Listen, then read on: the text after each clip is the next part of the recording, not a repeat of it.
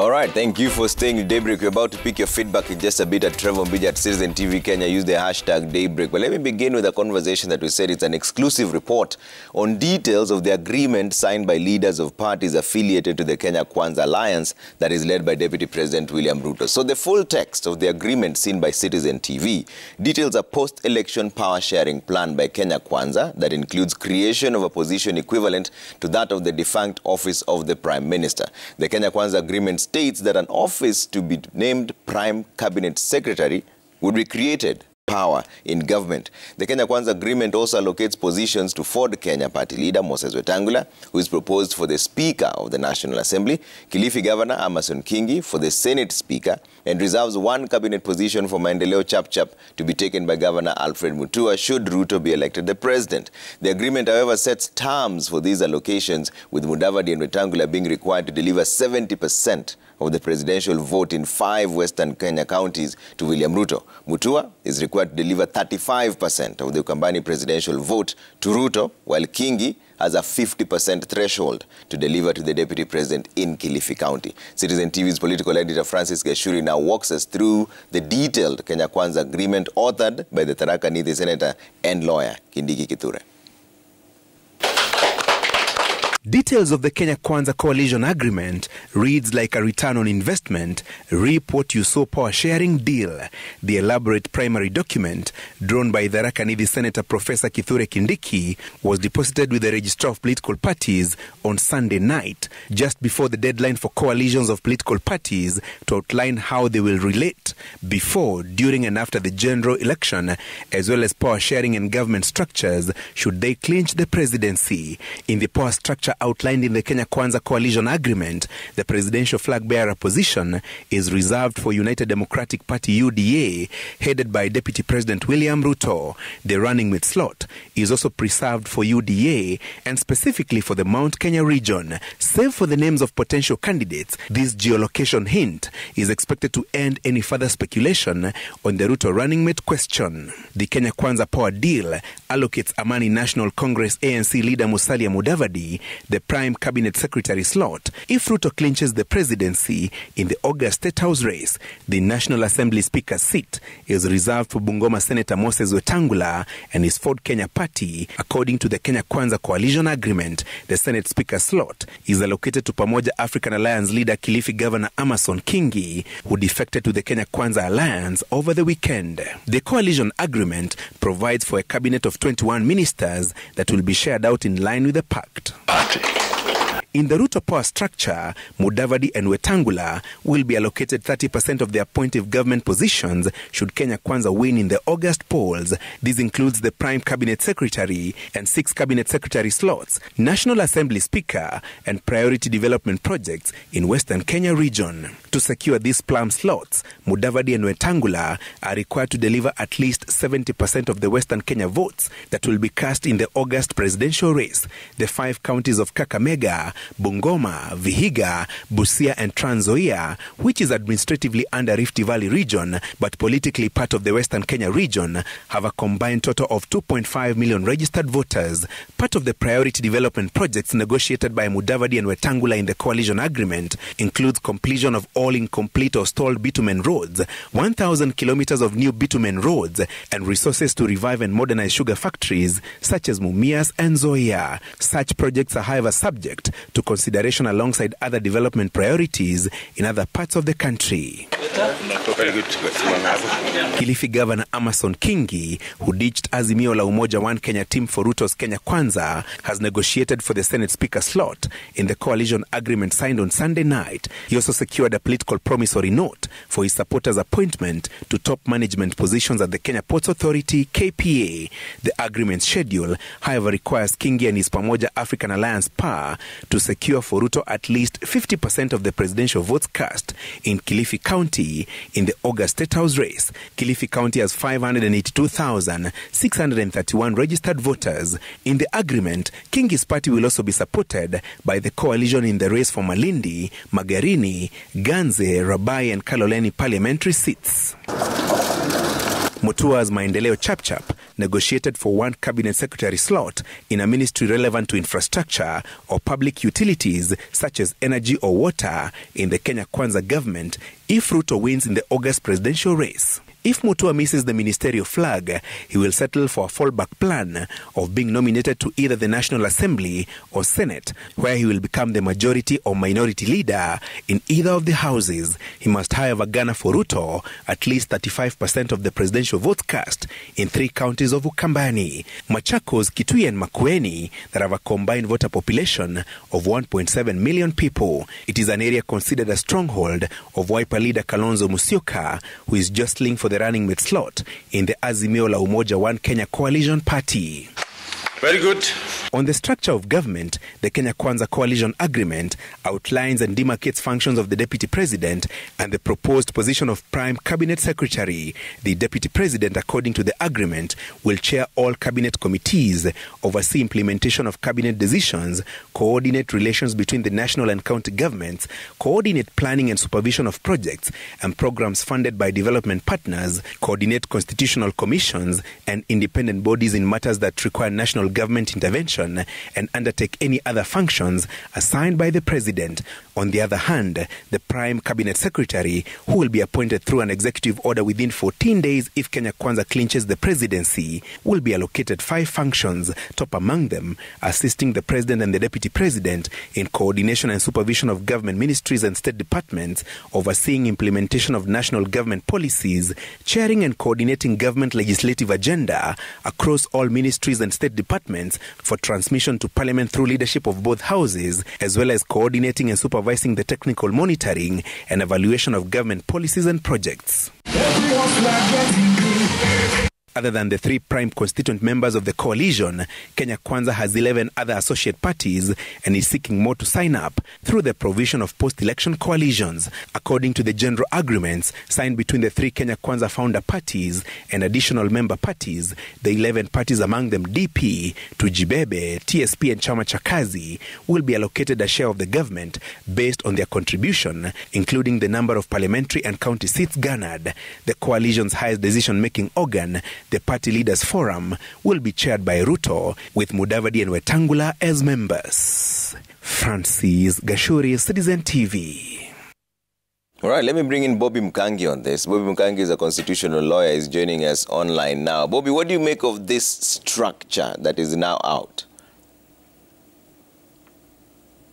Yes. Thank you for having me, and sorry I could not join you in the studio. I'm joining you remotely because of earlier scheduling. Well, one thing is for sure, and it's coming out, and I think earlier my colleagues, my brother Maanza was speaking to this on and I think Gashuri in his analysis that you just listened to, that for the formations, both Azimio and Kenya Kwanza, and the way we've seen the different political interests in terms of personalities, parties, regions, and even religions, and aspects of gender, trying to percolate and join together. There was definitely going to be the issue of how positions are shared out, how the different formations are going to meet or promise to meet the interests of each and every of these sectors. So first, commenting on the issue of Kenya Kwanza, did speak earlier to and criticize Azimio, and especially during the history of BBI, in terms of trying to add positions, and especially so within the executive. I think that was going to happen to any of these formations, and because of the reasons I've given, when you look at the multiplicity of interests that were going to be or needed to be satisfied. So they could not escape this route. I think the only difference is that for Azimio, they sought to do this through constitutional amendment, that the positions, or if I may call it the organogram, that they were thinking of in terms of Prime Minister, Deputy Prime Ministers, and the other slots, they wanted to entrench this in the Constitution. What I haven't heard, or from the analysis thus far, is that for Kenya Kwanza, yes, some of these positions are going to be created, but not touching the arrangement within the Constitution. And as when we look at the Constitution, we see that the president does have the powers to, create and allocate portfolios within his or her cabinet. And as long as he or she is within the strictures of the numbers, at least 14 and maximum of 22, how he or she organizes that organogram, how he or she allocates the positions and names the portfolios, is really up to the president. And I think this is what we are seeing coming out with Kenya Kwanza. So the first difference being that this is strictly a political arrangement. I think still very much within what the Constitution calls for, but does not seek to amend or rehabilitate the Constitution in whatever way, so as to accommodate these positions. All right. Yes. All right. Prof, what do you make of this arrangement? Because it's a situation you're both going to face on both sides. I mean, the Kenya Kwanza team has kept saying it's not all about positions, and then there's this arrangement. But even on your side, Azimio, there was still going to be arrangements, right? I think what emerges from this arrangement, that clearly you need positions to satisfy different players within the coalition framework. That is the first thing. And that Kenya Kwanza has gone ahead to allocate or to promise specific players within the coalition or principals various positions, of course, with conditions that I almost see as impossible to meet. I do not think, and I can speak on top of my head right here, I do not think that His Excellency Mudavadi, Musalia Mudavadi, and His Excellency, the leader of Ford Kenya, Moses Wetangula, can garner the 70% vote in Western Kenya for His Excellency Dr. William Ruto. I do not think that is possible, because the Western Kenya is the bedroom of Baba. We always say that he has such strong support within the ODM party, and he has generals out there. Remember, that is where we have the Kakamega Governor Wycliffe Oparanya. He is from Western, from Kakamega, the backyard of Mudavadi. There's no way, I can tell you, that Mudavadi would be able to galvanize 70% of the vote in Kakamega and beat Oparanya and his generals. There are several other members of parliament and local leaders within Kakamega who ascribe to the philosophy of ODM, which is, as you know, is a national philosophy. If you go to Bungoma, again, we have strong stalwarts in Bungoma. I do not think that it is possible. Remember, Bungoma is where we also have Eugene Wamalwa, and we also have the other coalition member of Azimio, a strong political party as well. You know that we are going to capture Nzoia for Trans Nzoia County, for instance. We are going to, the governor of Trans Nzoia is going to be the former county commissioner. Now, clearly, what I'm saying is that those conditions almost count for nothing in terms of whether they're unachievable. The threshold set are unachievable. And do you think that is where the deal breaker will be? Because then... That is where the deal breaker will be, because clearly Dr. William Ruto is giving a condition to these players. He's telling them, you are purported to be strong members of Kenya Kwanza. Deliver. Yeah. And I think if Kithure Kindiki is the one who crafted this agreement, and I know him very well, I think this is extremely cheeky. He's a very intelligent man. I know him. Yeah. So if you look at that, and if you compare that to, again, the conditions set for Mutua, again, those are unachievable. Yeah. I do not think that His Excellency Governor Mutua can galvanize 35% of the Ukambani vote. Especially if we get Kalonzo Musyoka as a running mate, I can tell you that is unachievable. I'm sure Manzo will speak to that. But again, even in terms of the Kilifi governor, I think Kilifi is a tall order. Yesterday I watched Baba and speak to the people of Kilifi. Yeah. And you could see this mammoth crowd cheering to Baba and urging him on. Clearly, Amason Kingi could have goofed. I do not think that he's on the ground as much as individuals or players like Mamad Zayo, who are running for positions in Kilifi County. I do not think that he would beat Governor Mungaro and galvanize the 35% of vote that is expected of him. Okay. So in my view, this is a clever agreement, crafted by a clever person, in this case, Professor Kithure Kindiki. I think it leads the leaders on.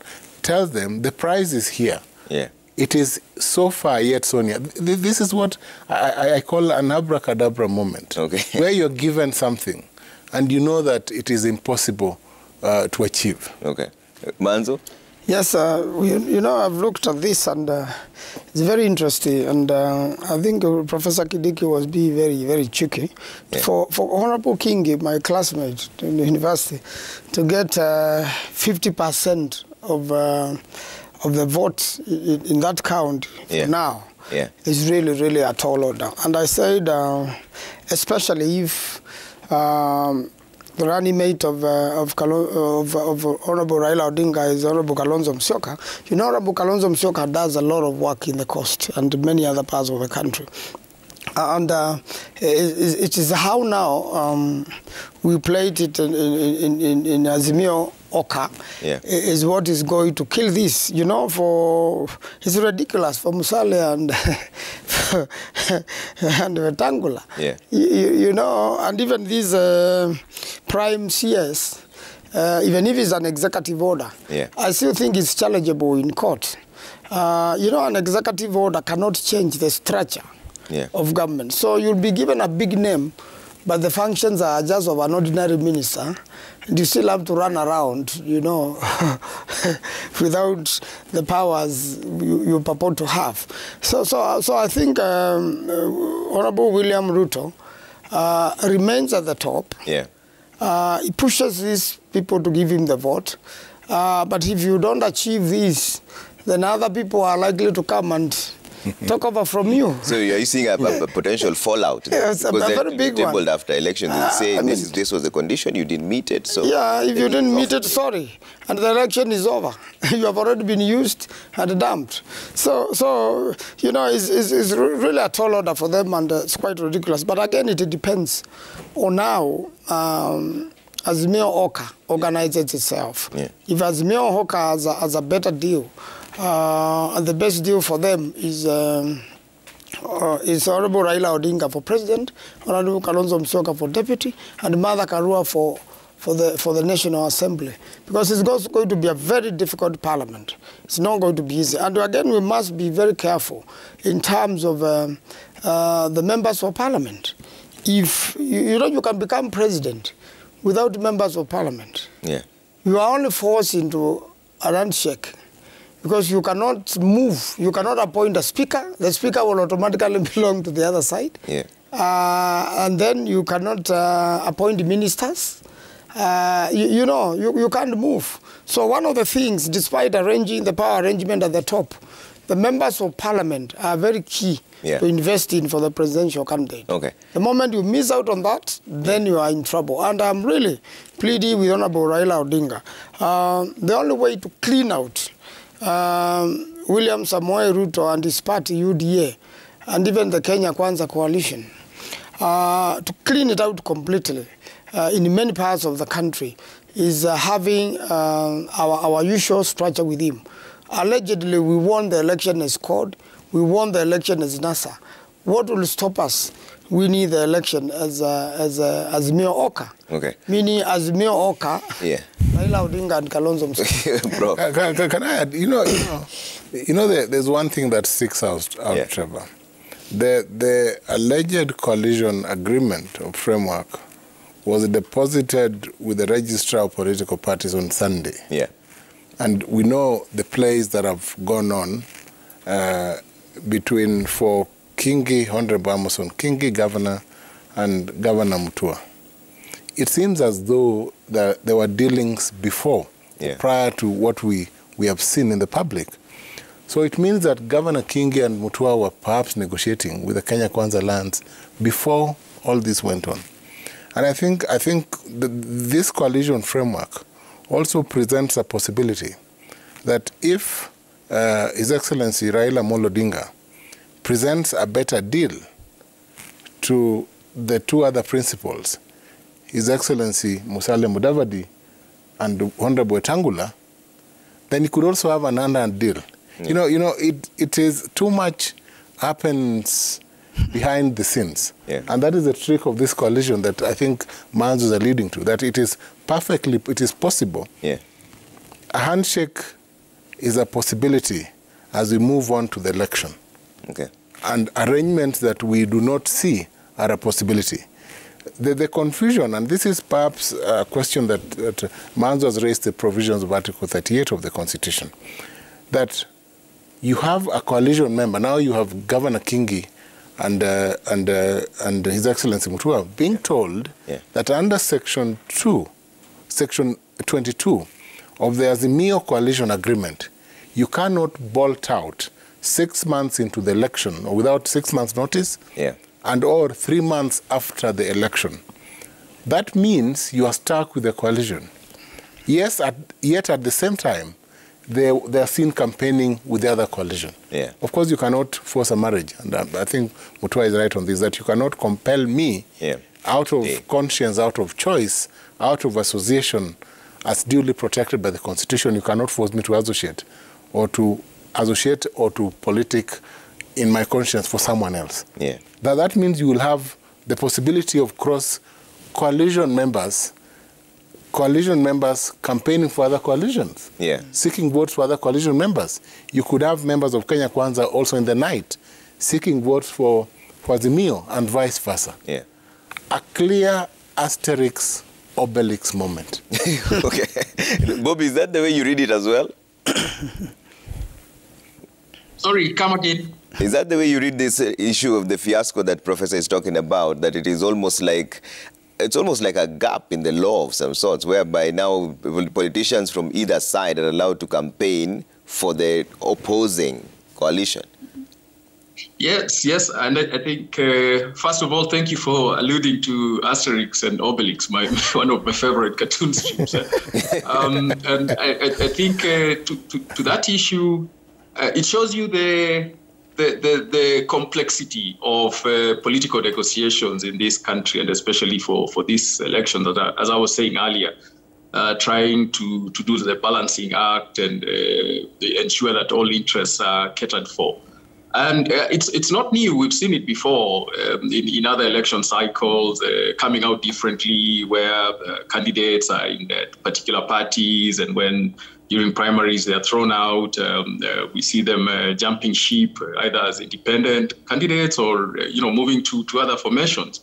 We've seen this happening within Parliament itself, when particular parliamentarians belong to a certain formation or a political party, but are singing the chorus for the other side. So in terms of the sincerity of negotiating and whether the word is bond for those who sign these agreements, I think this is neither here nor there. It's not something that is strikingly new for Kenyan politics. And what the previous speaker said, that definitely some of these personalities were signing, but during the night probably renegotiating.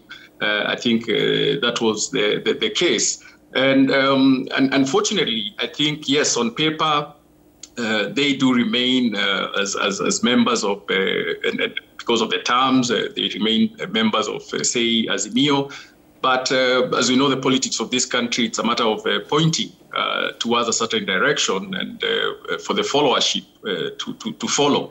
So in conduct and in behavior, they have indicated that in as much as on paper they belong to or adhere to a certain formation, behaviorally, their conduct and what they're going to do henceforth is going to be different. So in as much as technically and legally, say, Azimio may want to follow this further through the relevant authorities and institutions, I think the reality and the effect of the pronouncement of these political leaders, and especially so to their membership, is already given. Maybe before I close, I would like to say two things to the formations or to the agreements.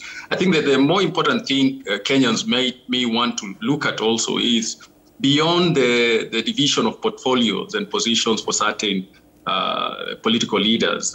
Kenyans may want to interrogate and find out what is in it for them in these deals.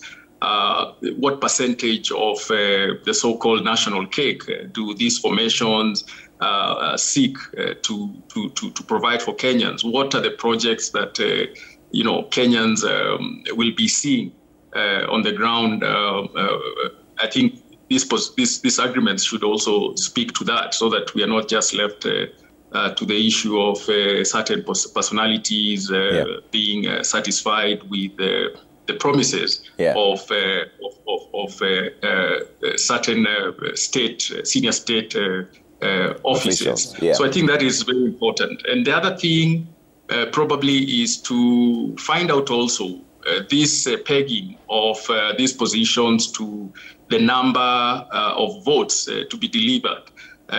What happens when, for instance, if it is Kenya Kwanza that wins, but these particular leaders do not deliver the pegged number of votes in the agreement? So do they still, enjoy or get to these positions, or that will be revised? I think those are some of the things that are coming out to me, whether we're going to find some better clarification as we move forward. Thank you. Yeah, but Bobby, let's talk about one thing that has also been a thorn in the flesh, so to speak, the 2/3 gender rule. In fact, the IEBC has even written to the Registrar of Political Parties on this so that they comply with that.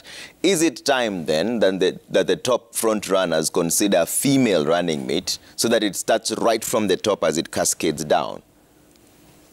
Most definitely. I think this would have been a brilliant opportunity and a facility for these leaders, these senior leaders and formations, to show that they have entrenched their politics and the future of this country, to ensuring that this position and 2/3 gender rule is effected. So I think. In having lady, principal assistants or running mates, because now we obviously know who the presidential candidates are going to be, would have been an excellent gesture. And I think as of now, as of right, I think that's how we should be running issues in this country. So as we move forward and as the courts are pronounced and as the IEBC has said it's going to try and very much and ensure that this is the case, I think it should not be a struggle for the politician, for the leadership to show that they're committed to ensuring that the 2/3 gender rule is effected in Kenya August 9th, 22, going forward. Okay. Prof, I know this order has been quoted as